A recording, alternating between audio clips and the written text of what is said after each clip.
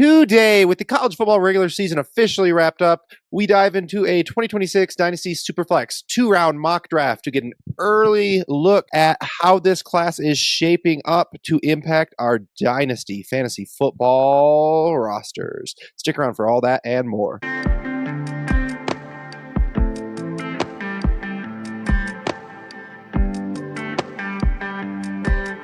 And welcome into the Dino Construction Podcast. Justin, joined by David and JP. Very excited. We love talking upcoming rookies. We also know a lot of you guys are currently in the fantasy playoff mix. Some of you are fighting for your life. Some of you are already sitting out a bye. Would love to hear from you guys in the comments below how you're doing. And I guess I'd like to hear from you guys how you're doing as well, David and JP. Well, that's not true, but I guess it's fine. You can talk about it. Mostly good. I had a rough upset in our OG Dynasty League that opens the door for you guys both to take my bye away. Still in the driver's seat, thankfully. Justin, we will be playing for one of those two byes. JP, you might get lucky because we got to play each other. Mostly good. A couple of rough upsets, though. Yeah, I'm doing great. I got 4 contenders, and one of them, the bye's locked up. 2 of them have a good shot at it, and the fourth one, I am not going to. But I still feel good about our D-Gens team. I feel good with CMC on that roster. But in other big news, I mean, I just closing on a house and having a baby, so I've had a lot of big things going on. So I'm excited, but still trying to find time to watch football as we get near the end of the year. Love to hear it.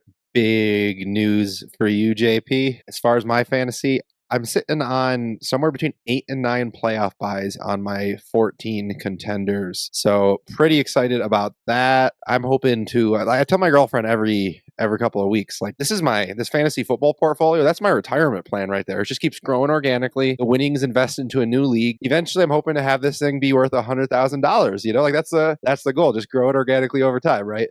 And how am I going to do that? You guys might ask. Well, it's going to be by making sure I play this 2026 rookie class correct.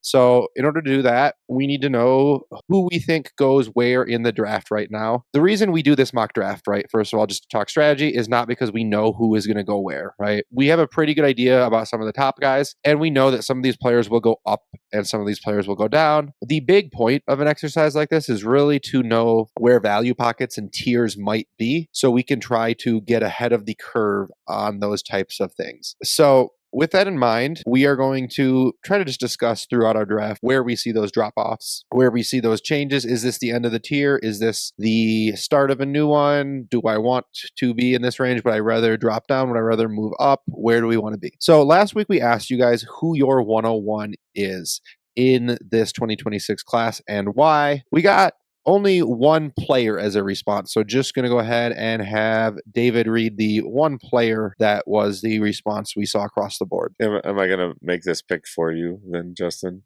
It's Jeremiyah Love, guys, because there's just some level of certainty in first-round running backs. Yeah, look, we're going to talk about him soon. I'm not trying to bury the lead, but he's become that tier of running back prospect in my eyes. He is the guy for sure. And JP, can you go ahead and read next week's community question? Absolutely. So next week's community question is, which upcoming free agent will gain the most value and why? So that is going to be our topic next week, of course, and excited to dive into that. So would love to hear your responses in the YouTube comments below. Hit us up on X at DinoConF. Really love when you guys drive engagement on these topics. So that being said, David, you are 100% correct. Your boy here, 100% let the audience make the 101 pick for him here. It is not rocket science. It is going to be Jeremiyah Love, the running back from Notre Dame. People say he's a Genty Bijan level talent. I don't know about Bijan level talent, but he definitely is up there. And he's definitely going to be a first round running back. So this guy's got that size, 6 foot, 214 pounds, bowling ball type of player, over 1,600 rushing yards, 21 touchdowns this season. Got the bell cow ability. 1.83 yards per route run out of a running back is phenomenal. Like that's approaching what we look for from a wide receiver, right? 1 in 5 touches goes for over 10 yards from the rushing attempts. 4.5 yards after contact per attempt. 0.28 missed tackles forced per attempt. These numbers they're not Janty-like from last year, right? Janty had a better stat profile, right? But I do think Love's probably faced, at times he's faced pretty good competition, and this guy with a good playoff, because I think Notre Dame is very likely to be in the playoffs here. I think he could, approach that top 10, top 15 draft capital pretty easily. Either you guys disagree with this pick? Definitely not. And sorry for misleading you slightly, Justin. The graphic's not very clear here. Yards is combined rushing and receiving. I didn't want to cut off your flow. Figured I'd just correct you after. So I think it was like 1,300 yards and 300 receiving roughly. But just wanted to point that out as we go through this graphic. The running back's the only position that does that for, just because it kind of matters for both. There's not really many rushing yards for receivers. Quarterbacks, really, the sacks take away from rushing yards, so it just felt weird to put it in the graphic, but we'll talk about it for the players it's relevant for. Anyways, definitely agree with Jeremiyah Love there. Also had a big sophomore season. He's looking like the guy. I do think, I don't know, maybe not quite Bijan level prospect, but in that ballpark. So be thrilled taking him at the 101. And if you're not ready for a running back, be thrilled that you're going to get a nice haul. Now, my pick here is a little difficult. I do think this is the top of a tier. I think you could really name any one of three players and you'll be happy here. That doesn't mean necessarily if you have a 102, immediately go trade for the 104. Just as you track this, understand that might be something that's smart to do. I'm going to go ahead with Arizona State wide receiver Jordan Tyson. He's still my wide receiver 1, even though he's had a little bit of a down year. Dealing with some injuries. Had a hamstring injury caused him to miss a few weeks. Not quite looked the same since returning. Did have a rough knee injury his freshman year too, so starting to stack a couple of injuries. Not quite to the point where I'm like, oh my gosh, we got to avoid this guy, but a little bit worried. Like I said, a down year this year, still has 61 receptions, 700 yards, 8 touchdowns, over 1,000 yards last year. He went into the season as the consensus wide receiver 1. I still believe in the player. I think most of the down from this season is due to the injury. I think he's going to be the receiver 1, but like I said, any of these next 3 guys I'm happy with, and I do think it's kind of going to be situationally dependent how, where they land in the NFL draft. Whoever's on the highest volume offense with the best chance early on, that's going to probably be the 102. For now, though, I'm going to stick with the guy I like the most, and that's going to be Jordan Tyson. Yeah, his statistical profile isn't really popping as much as you would want for a wide receiver 1, but he is really well rounded. He's got the size, route running, yak ability, and I think he's a great contested catch guy as well. I've seen him have some really good concentration catches near the sideline as well. But I'm going to go with another wide receiver here, and it's going to be a wide receiver from USC, Makai Lemon. This is somebody that has been on my radar coming into this year, and I didn't expect him to climb up this high, but he's had a phenomenal year. He's got to be an early declare. His size, he's looking to be around 5'11", 195. I really hope he does come in at that 5'11", because actually a stat that I was looking into earlier this week was that over the last 4 years, only 3 times has a wide receiver under 5'11" had a top 15 finish in the NFL. 2 of them were Tyreek Hill, and 1 was Jalen Waddle. So not saying if he's 5'10", he's not going to be successful, but I kind of just want him to confirm that he is around that size. But the statistical profile for this guy really does pop a lot. He's graded in the Power 4 as PFF's #1 receiver in PFF receiving grade. He is second in the class in yards per route run. He has 20 missed tackles forced, which is 5th highest in this class, with only a 2.5% drop rate as well. And I like to see that he added a little bit of versatility. Still a heavy slot player, but 70% isn't in the area where I'm concerned as much, since he is getting some work outside. And I've watched this guy, and he's just consistently getting more yards as an after catch threat. Like it's really incredible if you watch it. It's every single catch he's getting more than what's there for him. And he also, despite the size, he has a 66.7 contested catch rate. So he's coming down with the 50-50 balls. So, he really doesn't have that many holes in his game. He also has had work as a returner, which, is an indication for talent as well. I just had to see if he can be a consistent outside winning threat in the NFL. That's kind of my biggest thing to see for him right now. And it does seem like of the top 3 wide receivers in this class that he's the guy that is being pushed down on big boards. I see him ranked in the 20s sometimes. I think he should be a top 15 wide receiver personally.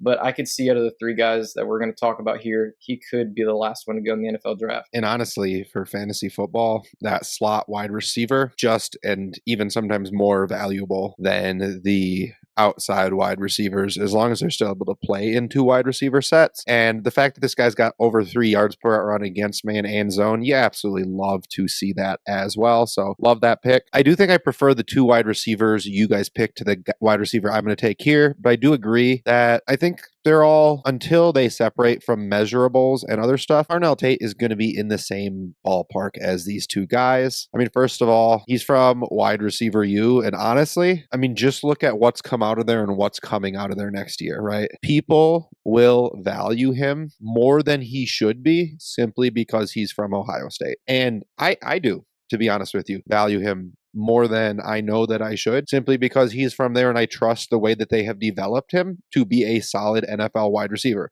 It's not like I think anybody that goes there is good and be great, but it's the fact that this guy is an incredible athlete, a high caliber prospect coming into Ohio State, has learned from some phenomenal players ahead of him, and then on top of that, has also had great numbers. 44 receptions, 793 yards, 8 touchdowns. That doesn't blow you out of the water, but the yards per out run of 3.54, that is something that you absolutely love to see, the efficiency there. It's going to be something where when you're playing in a team offense that is just blowing teams out of the water, like Ohio State usually is, your counting numbers, they're going to take a hit. You have to adjust to that, right? And they're still good. Like, these are still good numbers, and he's 20 years old, and I just truly believe that this guy, if you get him, is going to be, at worst, a solid wide receiver 2 for a while, with the ability to take that JSN, Emeka Egbuka type of trajectory of just improving in the NFL. Plus, he's 6'3". Honestly, like, that's some good size. I think this guy's a phenomenal prospect and a great consolation prize in this tier. Yeah, I don't even know that I'd call him a consolation prize. I've watched him grow from his freshman year. I'm someone who's watched,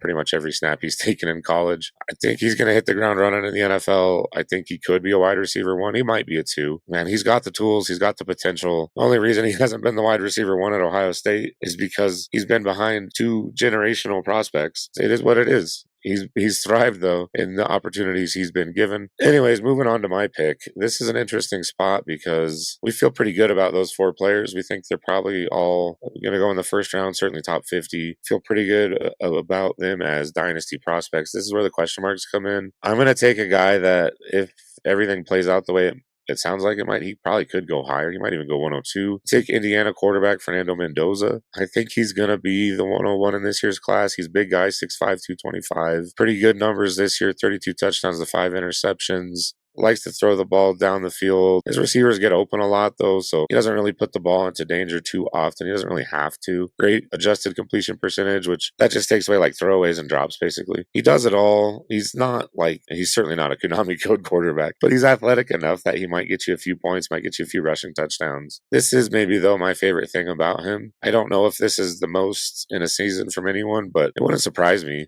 3 games, 90-plus completion percentage, 4 or more touchdowns, 0 interception. Did that 3 times. That's crazy. So super accurate, super efficient, big arm. I mean, he's got what you want in a rookie quarterback. Who knows? He's got to get to the right situation. He's got to, have a good coach and good weapons around him. Probably going to have some mistakes as he grows, but I think he's going to be a pretty good quarterback in the NFL. I definitely value size at quarterback still. I know there's been some guys like Kyler and Bryce come through, and I kind of think we're seeing some holes and cracks in having that kind of stature, and for a passing offense. And him having that size is phenomenal. The experience he has is awesome as well. He's been playing since his freshman year, so definitely cannot blame you there. I think if I were in your position at 105, I'd definitely be between him and my pick here, which is Dante Moore out of Oregon. Now, there was speculation. Todd McShay was saying that it was a slam dunk from somebody he heard that he's coming back for his senior year. But I don't know. He kind of seems like he might be the odds-on favorite to be the top pick, maybe top 2, like alongside Fernando Mendoza, especially with the quarterback class not shaking out to be that great, and now his offensive coordinator leaving. So I've just been very impressed for this guy he's only 21 years old, and he has the 3rd best PFF passing grade behind only Julian Sayin, which he's had a phenomenal year. He has an all-star wide receiver class, I'll say that, and Diego Pavia is the other guy he's behind in PFF passing grade, and he's 24 years old. So very, very impressive stuff from Dante Moore this year. And his pressure to sack rate, only 16.7%. That's a number I'm totally comfortable with. And out of 69 quarterbacks with at least 175 dropbacks, he's the highest big time throw rate, 3rd highest completion percentage, and the 7th lowest time to throw at 2.56 seconds. I just think his statistical profile is really incredible. It is his only year of starting a full season.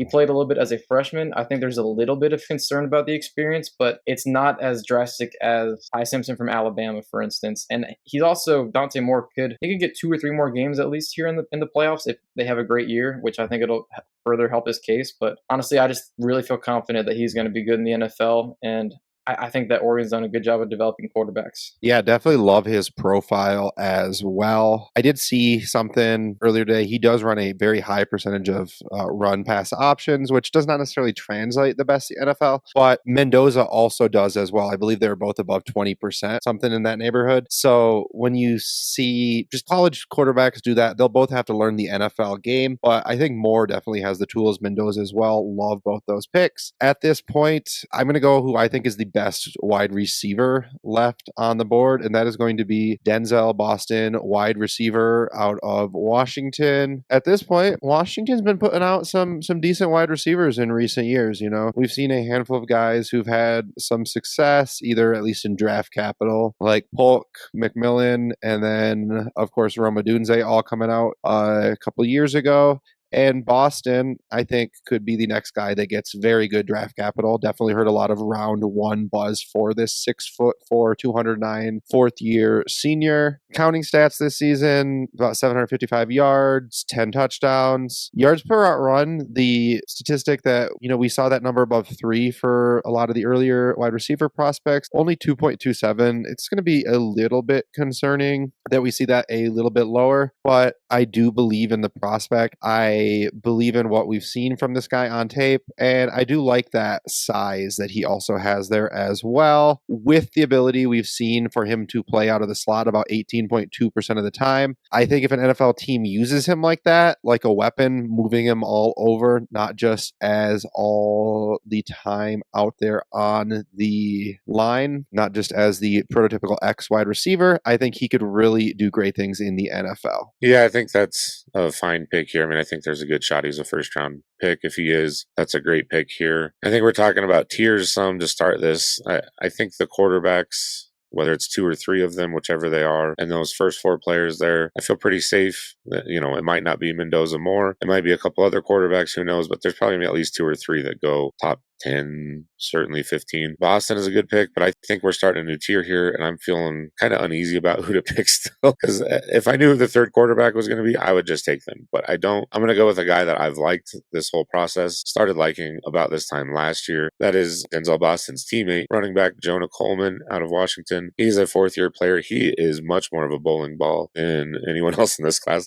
5'9", 228. But he's a very good mover, very quick, kind of a down year this year. Started off very strong, got injured, kind of dipped even before the injury. So I'm wondering if maybe he's been playing banged up more than we know. Missed tackles forced per attempt at 0.21 this year, but 0.35 last year. Yards after contact per attempt, 3.3 this year. It was up at 4.34 last year. Yards per out run looks pretty solid, 1.78. So definitely need to have some reasoning as to why this season was not what we were hoping for. But he's had a pretty darn good career. What he puts on tape is pretty impressive. I think as long as he's healthy, as long as he declares, he could definitely be probably a 2nd, maybe 3rd round kind of guy. Someone we're pretty happy with in late first. 108 might kind of be his ceiling in my opinion though. So a guy I definitely like, but I feel like a number of guys could have gone here at 108, to be honest. Yeah, I mean, in the modern NFL, there's not a lot of true workhorses right now. We only have 3 players that are at 80% snap share or higher on the year. That could change here in the final weeks. But you tell me Jonah Coleman has the trust of a coach to be the goal line guy and the receiving back on 3rd down, because his yards per route run was really good. That's the 2 most valuable things in fantasy football. So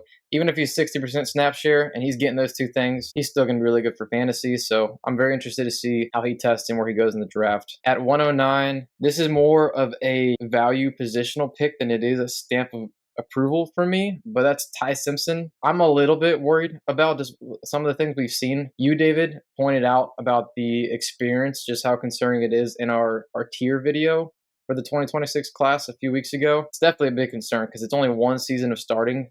But when you adjust and you kind of have that in your mind that it is his first year starting, 25 touchdowns and 4 interceptions is very impressive there in the SEC. 75.7 adjusted completion percentage. That's pretty good too. I wish I saw a little bit more of the big time throws and little bit lower on the turnover worthy play. I think it's in a fine range, but it's not like impressive to me on either side there. But if you watch him, there's definitely some really high highs. Like you see him like firing in some really tight window throws that those are NFL throws. He's making NFL throws. There's also his time to throw isn't as good as like Dante Moore that I talked about. It's actually a little bit high, but I think it's also because he is a sneaky good athlete. He's not an elite runner, but I think he's an above average athlete. He creates after, in chaos. Like there's some incredible moments where I remember this one play, he was in his end zone, took way too long, almost was going to take a safety, but then got a first down like 3rd and 15. Like he can really, really like make some great plays. So I think just with the quarterback class, the way it looked, him having a good year as a first-year starter there in the SEC, and also a chance to potentially still rise here in the college football playoffs. In Superflex leagues at 109, I just couldn't pass up on the value. Yeah, I think that's a great pick.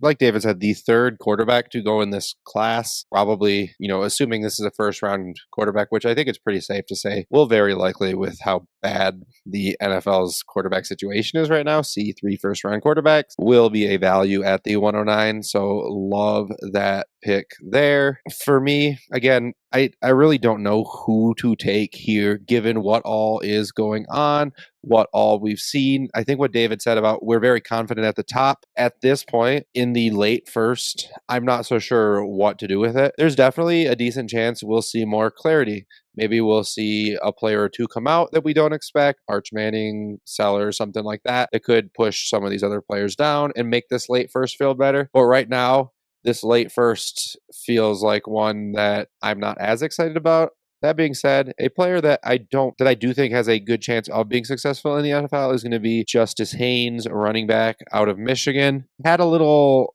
late season injury that's kind of impacted his production profile a little bit, but has still had a phenomenal season. 907 yards, 10 touchdowns, 0.2 missed tackles forced per attempt.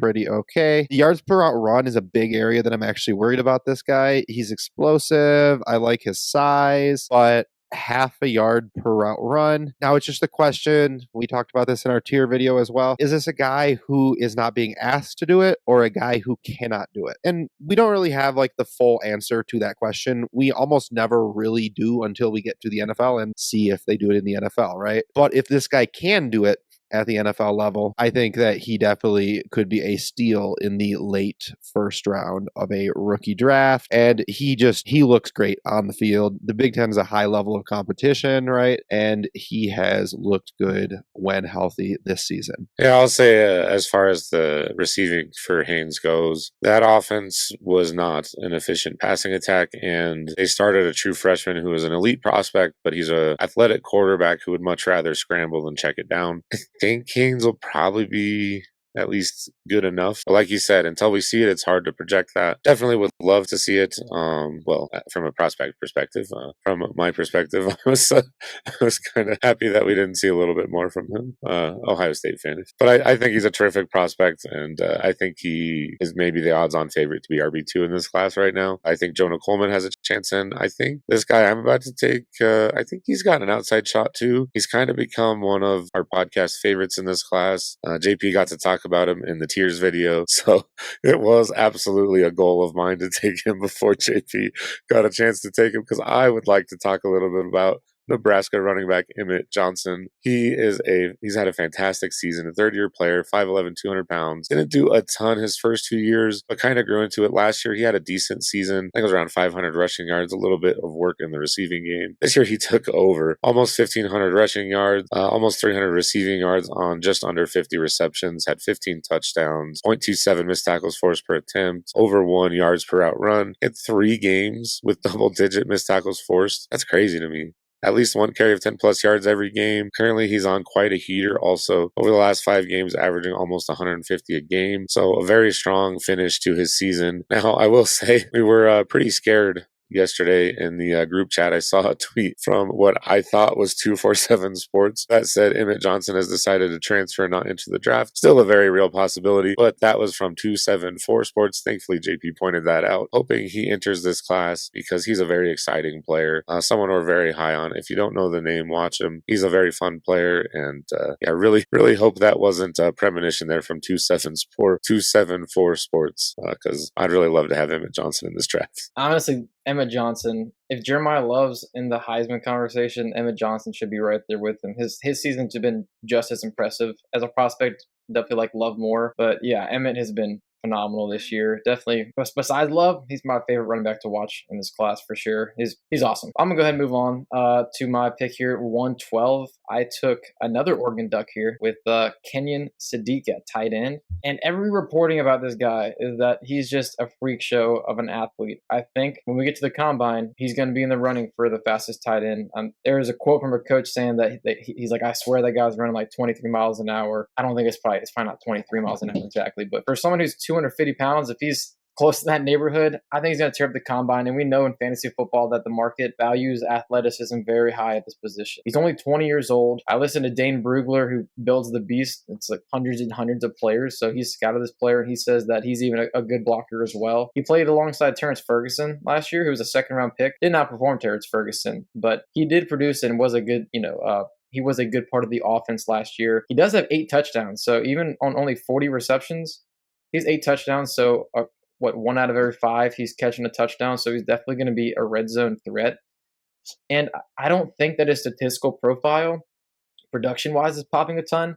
It doesn't always matter for tight ends. The first-round draft capital will definitely weigh heavily because that's where he's expected to go. But when I was just coming through the numbers to see what I could find that was, shining in the stats, and kind of the best thing was he's the second best passer rating when targeted of the tight end class, and he's just kind of solid in a lot of areas. The ADOT, he's top 20% in the class.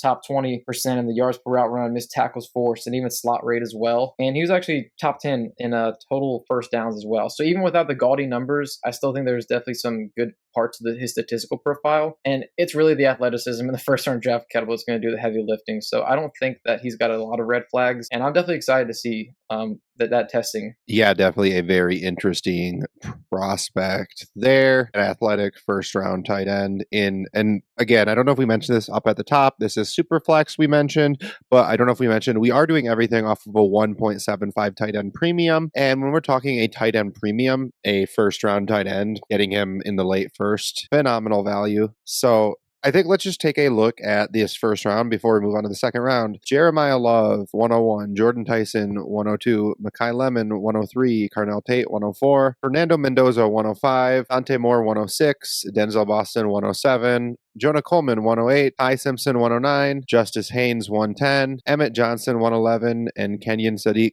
112. I'm going to ask you first, David. Just give me your immediate gut reaction. Of course, we know these names and the order will change. What's your thought on a 2026 first round pick as of this moment? Yeah, I'm still pretty excited for this class. I think, as you said, some of these names could change, but as we get into the second round, we'll see some of the guys that could potentially jump into the back end of the first. There's still a lot of guys I'm excited about. There's a few names that I think our viewers probably would have in here that we don't. So I'm still pretty excited. I love this time of year. I think this is some of the most fun part of the process. So I always get juiced up for the draft, but I'm still excited about this class. I think people are kind of overlooking it a little bit too much. And your thoughts, JP? I mean, comparing it to last year's class, I don't think it's that much worse. We don't quite have the tight end class, but honestly, the quarterback class might be a little bit better. The top 3 a wide receiver, I think, is great. And just looking at last year, we had Caleb Johnson, RJ Harvey, Matthew Golden, kind of the end of the first round. So I think this class is just as good, in my opinion. So I'm still pretty excited. I think with landing spots, maybe the 111, 112, I might not be as happy about. That kind of happens a lot in the draft season, but no, I think this is a good class, and I don't think people should undervalue it. Yeah, I think it's a interesting first round as well. Just from a positional standpoint, we do see 4 running backs, 4 wide receivers, 3 quarterbacks, and a single tight end going. I think that's a pretty solid distribution too. So we're seeing this could be a first round that could meet some roster needs for you depending on any position that you need.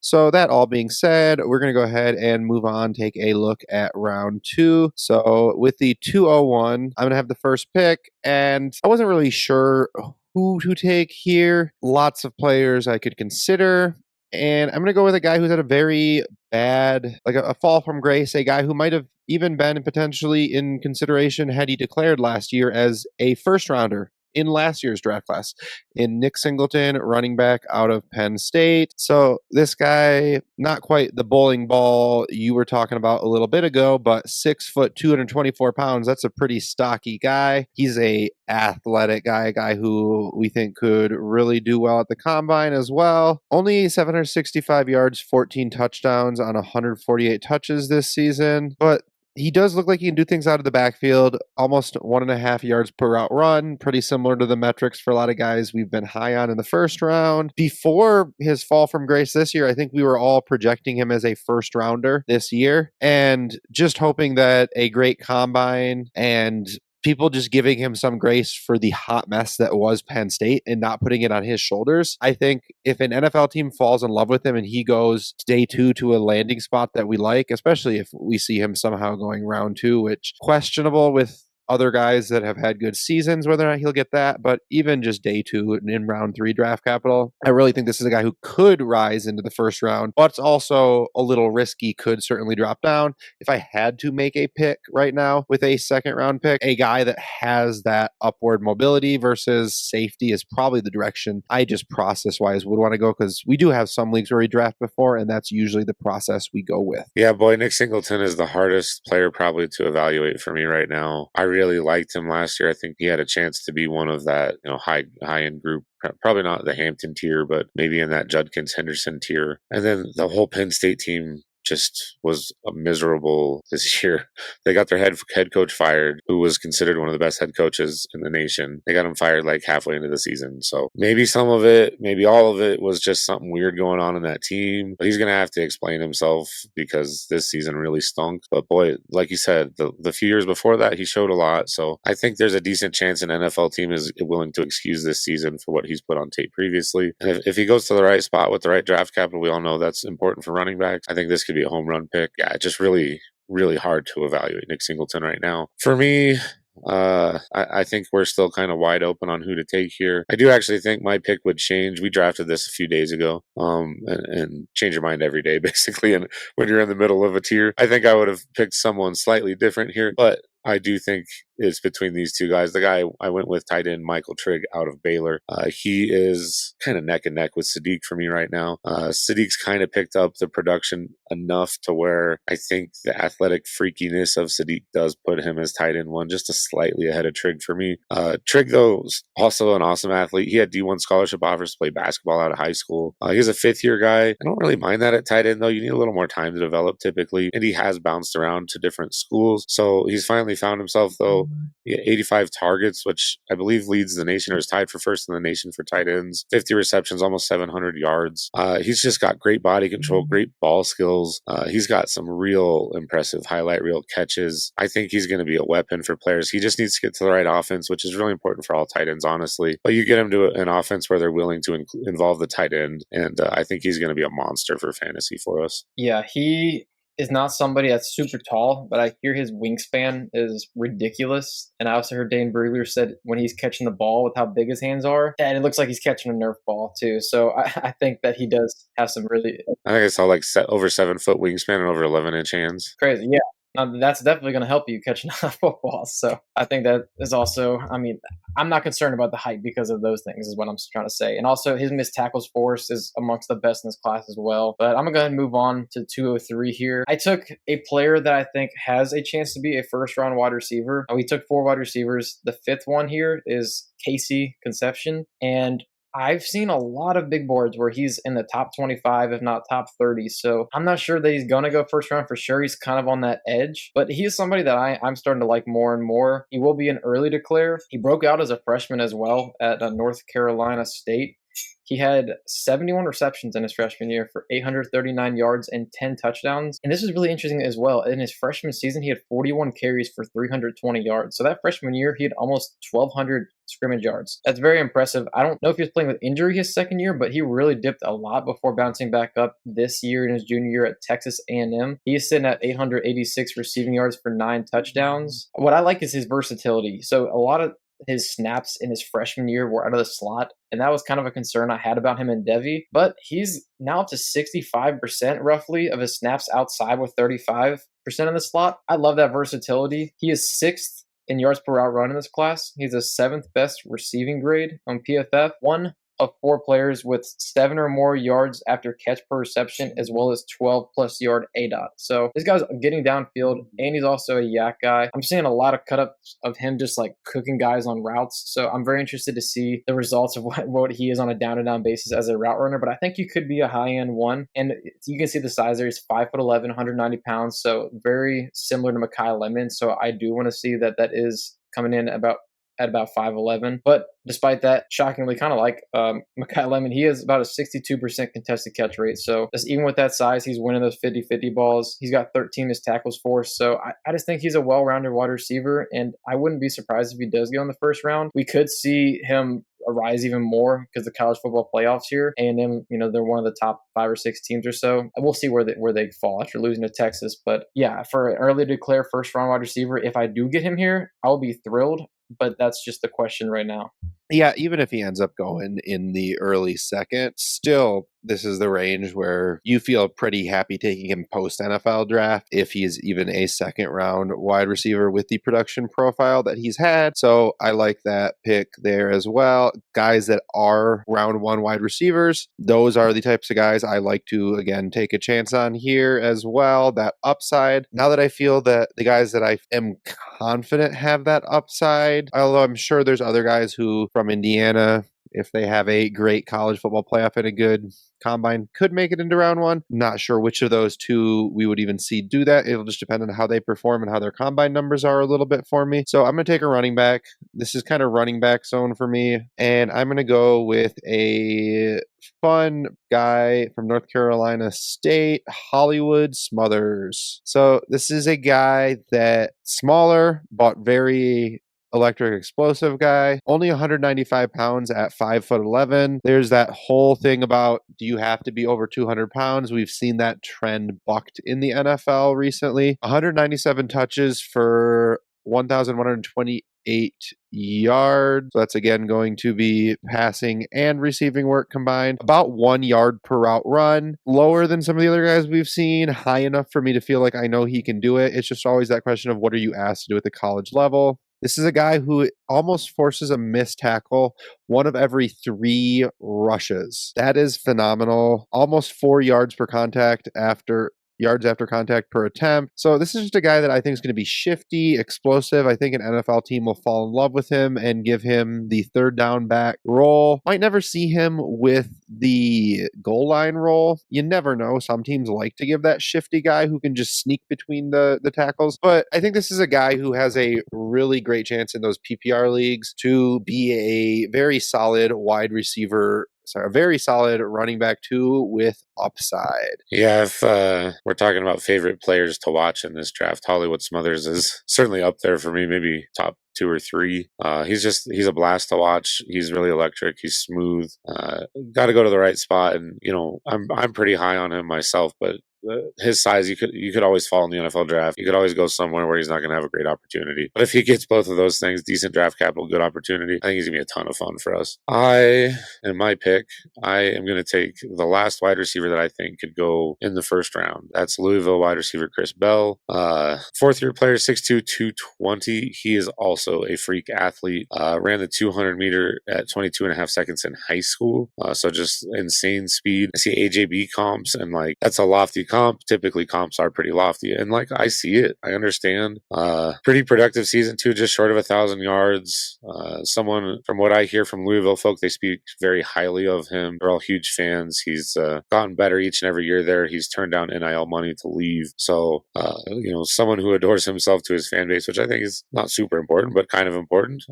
First team all ACC guy, good run blocker too. I will say the one thing that I've seen as a red flag on him, he mostly lines up on the right side off the line of scrimmage. I don't have numbers to speak to how extreme that is. That's something I'm going to figure out this offseason, and that is potentially a red flag, but if it's not as bad as I've heard, and maybe that's something we can ignore. But yeah, his size, speed, this guy definitely could go in the first round of the NFL draft just because of that alone. He's also been pretty productive, so if he does go there, I think he's someone we can get really excited about. Maybe the player that we've talked about, I'd say maybe Nick Singleton is in that mix for somebody with an extreme wide range of outcomes. Like you said, on the high end, kind of looks like AJ Brown, but also I could say he looks like Xavier Legette, like the big size speed guys, So we'll see where he falls in that spectrum, when people do their evaluations. It'll be interesting to see.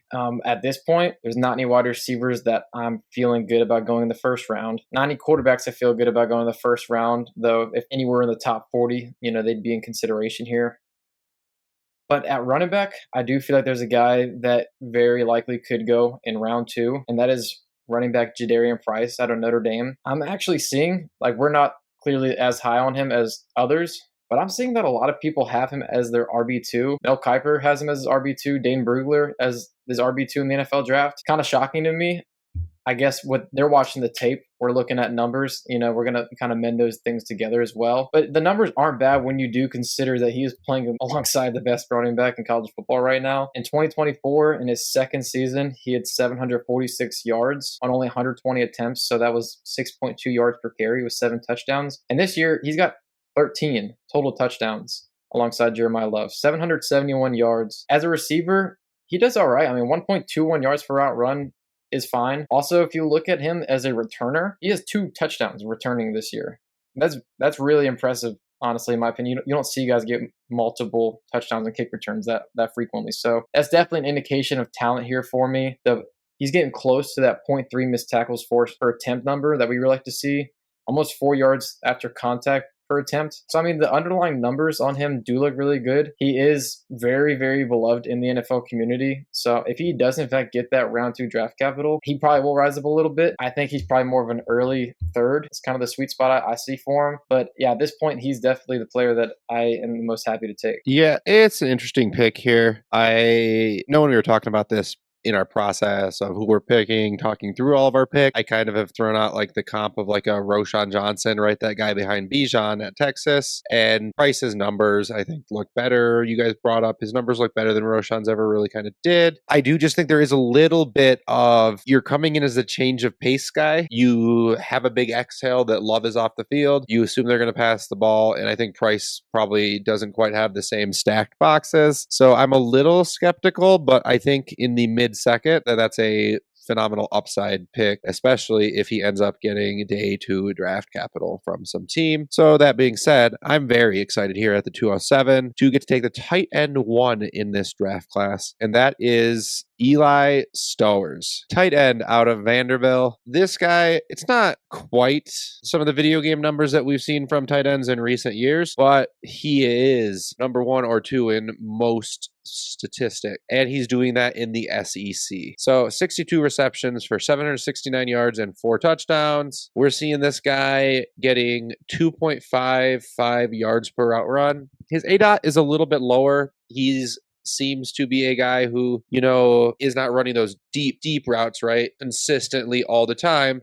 But what he lacks in ADOT, he's made up with 6.1 yards after catch per reception. You love to see a guy who can take that slant, whatever route they're having him run, and get some additional yards after it, not a catch and fall down tight end. And we love to see that in fantasy because that's that yak, right? That's what makes George Kittle great. That's what makes Tucker Kraft great. Of course, 235 pounds. He's not going to run over guys the same way those do. But if he has some wiggle and can get those extra yards in the open field and get open enough to catch 62 balls in college in the SEC playing against players who are going to be in the NFL next year, I think this is a guy who it's not out of the world, right, that he is the tight end 1 in this class when all things are said and done. I don't know that I would bet on it, but I'd give him a 20% chance or something in that neighborhood to wiggle his way up to there, just based off of what we've seen him actually do. Yeah, I think all 3 of these tight ends have a shot to be tight end 1. I couldn't blame anyone for having Eli as their tight end 1 right now. Impressive numbers, impressive player. Like you said, the yak ability is something we love to see from tight ends. So I kind of think all 3 will end up being somewhere between late first, mid seconds in our dynasty mocks, especially in a tight end premium like this. Something you'll love to see, at least having a few tight ends to push some other players that you want to take a dart throw on. Look, I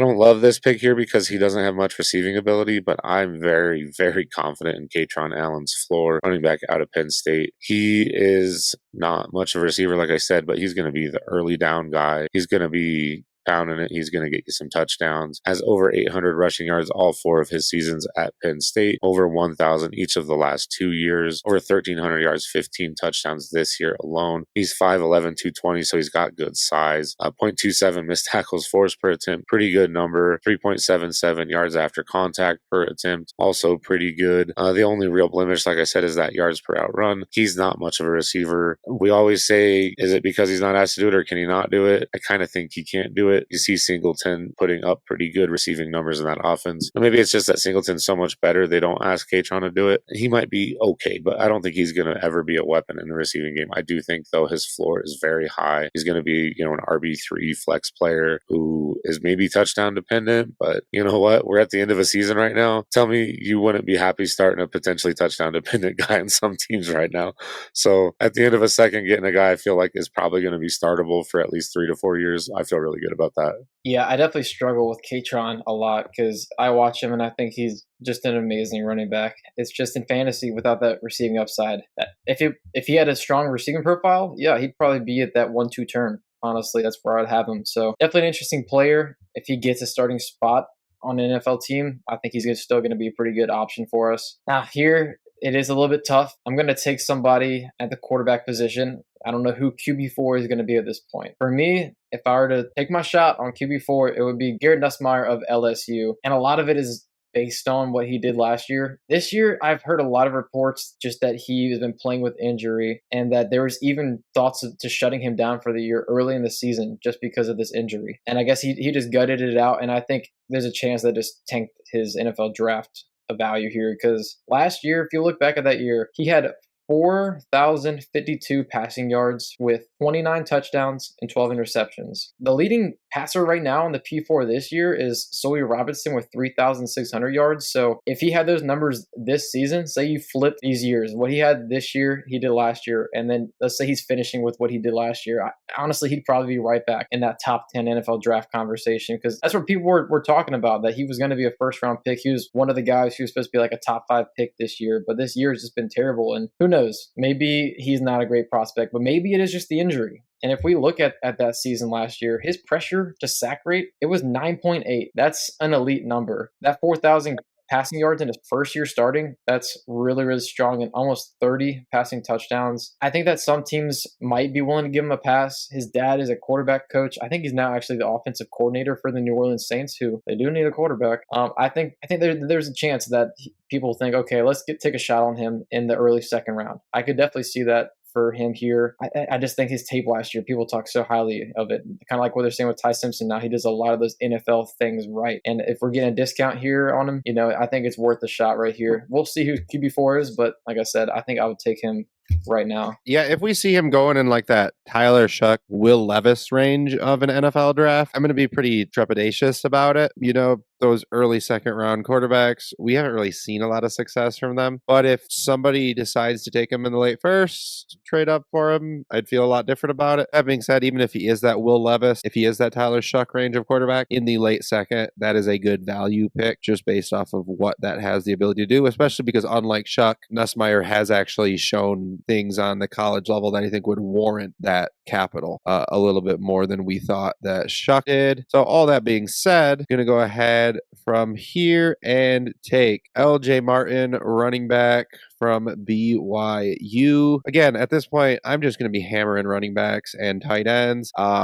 First round wide receivers and quarterbacks are gone. And to be honest, my process is I practically ignore second round wide receivers, second round quarterbacks until the third round of my rookie drafts. If they fall, I take them, but I'm not trying to take, I'd rather just take those shots on running backs. That's just my process. And LJ Martin, I could take him. I could take other running backs in this range, but this is just a guy that I've liked what he's done this season from a statistical profile, pass catching work, 1.17 yards per out run. Love seeing above 1 as a running back. 0.25 missed tackles first per attempt. So about every 4 touches, he is, breaking a tackle, making somebody miss. That's pretty good elusiveness. And he's put up around 1,500 all-purpose yards on 250 touches, 11 touchdowns. This is just a guy that I think if he gets day 3 capital, or early day 4 capital in that Scatavo, range as well, that I'm definitely going to be very interested in taking him in the late second of my rookie draft. If he doesn't get that draft capital, capital, insert the name of a different running back here.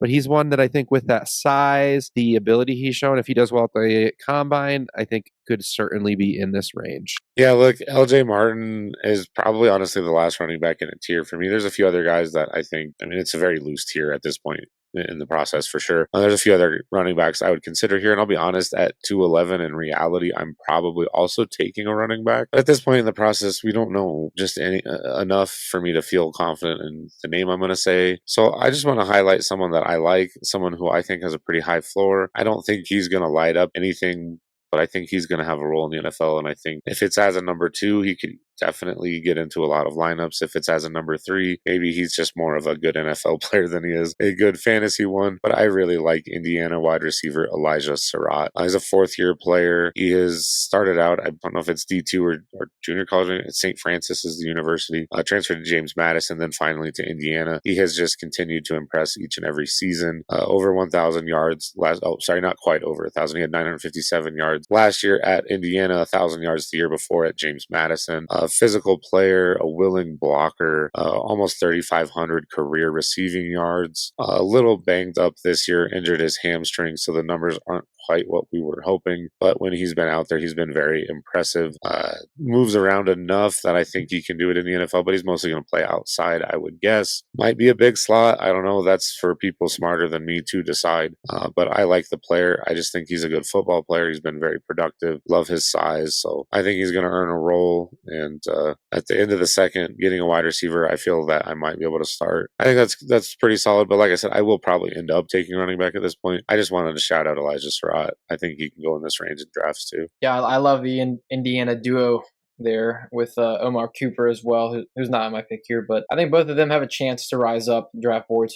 It could be in that top 40 range in the NFL draft, which in that scenario would definitely push them up a little bit higher here. Now with the last pick in the second round, I'm going to take an upside swing here, another one at quarterback actually, and that's Penn State quarterback Drew Allar. If he declared last year, he was probably going to be like the 108, 109 in our rookie drafts. I don't know. Hopefully, I'm just not holding on to this quarterback last season. But Drew Allar, he was a 5-star guy. He played some as a freshman, and in his second year, he had 25 touchdowns to 2 interceptions. A great sophomore year. His junior year after that, the interceptions came up a little bit. He had 24 touchdowns to 8 interceptions, but he jumped up his completion percentage from 60% to 66.5%. I think we were seeing growth. He had almost 700 passing yards more and also bumped up his average pass attempt yardage from 6.8 to 8.4. So we were seeing him take strides. He does have all the tools in the world, 6'5", 235 pounds, and he's got a strong arm. He has scrambling ability as well, still only 21 years old. And yeah, there was talk that he could be a top 10 pick if he declared. He decided to come back. It kind of seemed like when Michigan brought everybody back, they brought back a lot of seniors and they won the national championship. Then Ohio State kind of did it this year. And yeah, it didn't work out for Penn State, unfortunately. And Drew Allar, he got injured. So we weren't able to see if he could really ascend. Like the beginning of the season, he didn't play a whole lot this year. Like the few games he played, like it wasn't anything spectacular. But really, we didn't get the chance to see him really grow. So I do think that teams that were evaluating him last year were thinking that he's a first-round pick. I still think that kind of similar to Garrett Nussmeier, they might say, okay, this guy's very interesting. He has the tools. We can develop him. I think he could still be in that conversation. Like I said, it might just be like early second thing like with Garrett Nussmeier. But if he does get a starting job, I think that he's going to be probably the highest upside player left here on the draft board. Definitely agree that a quarterback at this point, if he ends up getting, again, that early second draft capital, same kind of talk with Nussmeier, definitely a very high value pick. I'm just curious with either of you guys, do you see any world in which either of these guys actually, Nussmeier or Allar, does slide into the late first round of an NFL draft? Or do you think they've kind of played their way out of that? I know we obviously don't know, but David and JP, just curious your opinions on that. I mean, anything can happen at quarterback. I would be pretty surprised if either of them are first rounders. I think they could easily both be day 2 developmental guys where we want to take a shot on them here in the late second, early third range. But I'd be shocked if they go in the first. They didn't do nearly enough this year. Yeah, I'd say the chances are slim. We never know. There are quarterbacks that rise all the time. I mean, like Tyler Shuck, we thought he was a day 3 pick. He rose all the way to be top of the second. I feel like there is usually a guy that does rise up. So I don't think we should completely rule it out. But yeah, I'd put the chances below 40% right now. All right. And then I'm going to go ahead and recap round 2 here. Nick Singleton at 201, Michael Trigg at 202, KC Concepcion at 203, Hollywood Smothers at 204, Chris Bell at 205, Jadarian Price 206, Eli Stowers 207, Kaytron Allen 208, Garrett Nussmeier 209, LJ Martin 210, Elijah Sarratt 211, and the 212 wrapping up with Drew Allar. So now just want to visit this second round. Again, of course, we know a couple of these names at the top of the second or even the back end of the second might end up being first round draft picks or third or fourth round draft picks, right? Some people we haven't talked about might end up sliding into here, but I am curious about just projecting out. First of all, where, if anywhere, do we feel confident about some of these players pushing their way into the early second, where those early seconds are going to have some decent value, I guess would be my first question. I think this group looks pretty good, honestly, breaking down this round. There's several players who I think could end up being back-end first-round players. I think KC Concepcion has been flying up boards lately. He had a breakout freshman year, so he was pretty high in like the Devi community and a rough sophomore season, but this year he's just blown everything up. We thought he was a slot-only guy. He's playing outside now. He might be a first-round receiver. I've seen some people put him as high as their receiver 2 in this class.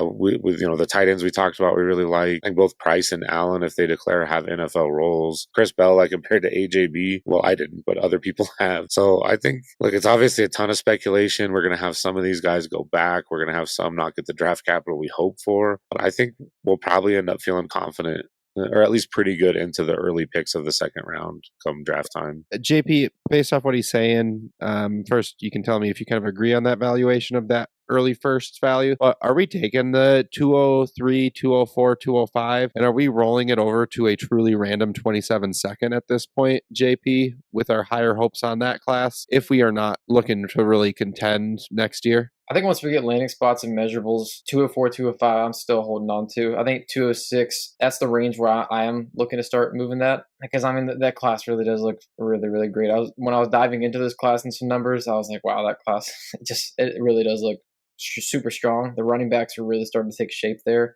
on top of the quarterbacks and wide receivers. So I don't blame you if you do it at that point. Are there any guys that you did not talk about? I just want to ask both of you guys, is there anyone not on our draft board that you really just want to put on our listeners' radar? I'd say if I were to shout somebody out, I would say it would be Darius Taylor out of Minnesota. He had a breakout year as a freshman, and he has a really good receiving profile as well. So, I mean, I think he could find his way into an NFL rotation, and then he could even climb up into that rotation to be potentially one, like a Rachaad White type. That's kind of what I see him as. He could be a fantasy strong player, but I don't think he's like a special talent. Yeah, I'll shout out Cincinnati quarterback Brendan Sorsby. I almost took him at the back end of the second. He's kind of the guy I'm hoping goes day 2 to a spot where we get to see him develop. He's athletic. He's big. He's got a big arm. Not very, but pretty raw. Still needs to do some developing. I don't think he's ready to start. If he goes somewhere where he's going to start, I think he's going to fail. But if he has a little bit of time to develop, I think he could develop into a pretty good dynasty player. So yeah, another toolsy quarterback to keep on your radar. Brendan Sorsby out of Cincinnati. Absolutely. Well, thank you guys for those additional names. We hope you found this draft helpful and useful for you. We have timestamps in the video description, or they'll be up within the first 2 hours or so of our video being up on YouTube. If you want to check out any of our recaps, going to go ahead and put them back up on the screen one at a time as I'm doing our outros here if you want to read them yourself. But thank you for joining us for another episode of the Dino Construction Podcast. We hope you found this as helpful for you as it was for us. Please remember to like and subscribe wherever you listen or view. And from all of us here at the Dino Construction Podcast, until next time.